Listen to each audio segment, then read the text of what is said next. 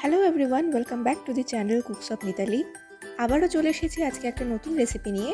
রেসিপিটি হলো মাগুর মাছের তেল ঝাল। তো চলুন এটির জন্য কি লাগছে দেখে নেওয়া যাক। এই রেসিপিটি তৈরির জন্য আমি এখানে নিয়েছি ফোড়নের জন্য গোটা গরম মশলা আর তেজপাতা।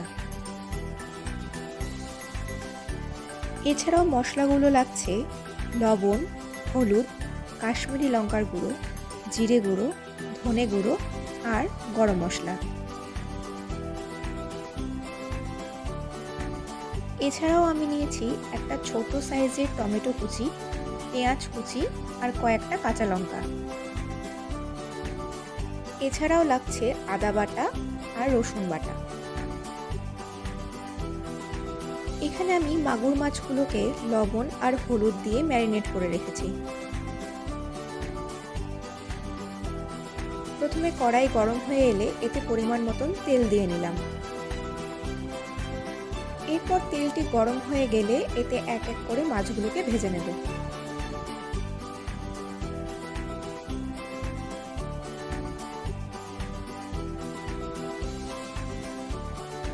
মাছগুলো ভাজা হয়ে গেলে এরপর একে একে তুলে নেব।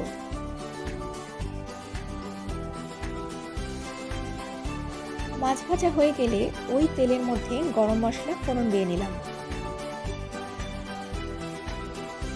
আমি এখানে তেজপাতাটা পরে অ্যাড করব, না হলে পুড়ে যেতে পারে। এরপর এর মধ্যে রসুন বাটাটা অ্যাড করে দিলাম আর একটু হালকা করে ভেজে নেব।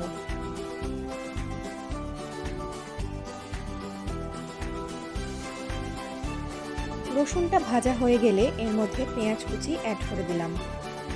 এরপর এটিকেও হালকা করে ভেজে নেব।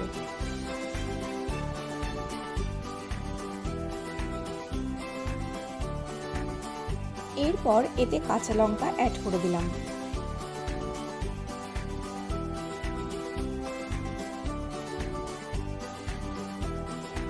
এরপর এর মধ্যে তেজপাতা আর টমেটো কুচিটা অ্যাড করে দিলাম।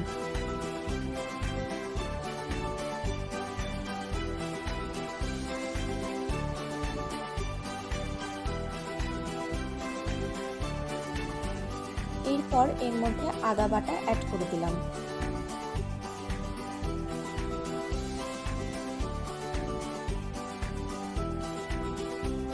সামান্য একটু ভেজে নেওয়ার পরে এর মধ্যে একটু জল অ্যাড করে দিলাম। এরপর একে একে মশলাগুলোও অ্যাড করে দেব।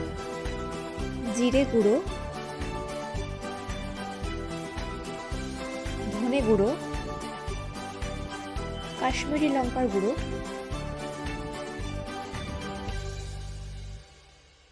পরিমাণ মতন হলুদ গুঁড়ো, পরিমাণ মতন লবণ দিয়ে সব মশলাগুলো একসঙ্গে ভালোভাবে কষিয়ে নেব।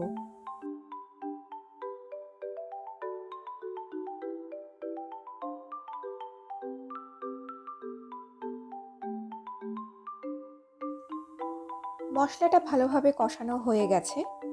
এরপর এর মধ্যে পরিমাণ মতন জল অ্যাড করে দেব। যেহেতু এটা তেল ঝাল হবে, সেজন্য আমরা এখানে অল্প জল অ্যাড করব।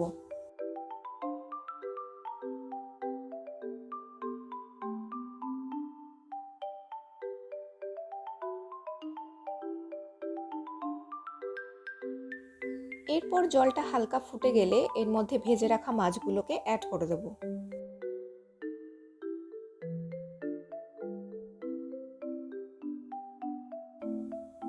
এরপর মাছগুলোকে একটু উল্টে পাল্টে দেব, যাতে মাছের মধ্যে ঝোলটা ভালোভাবে ঢুকে যায়।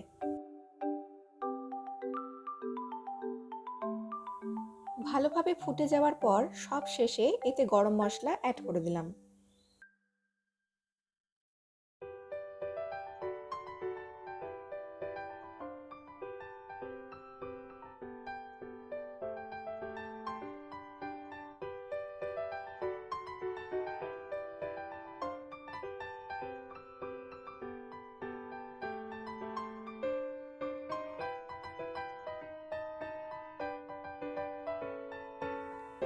রেডি টু সার্ভ মাগুর মাছের তেল ঝাল।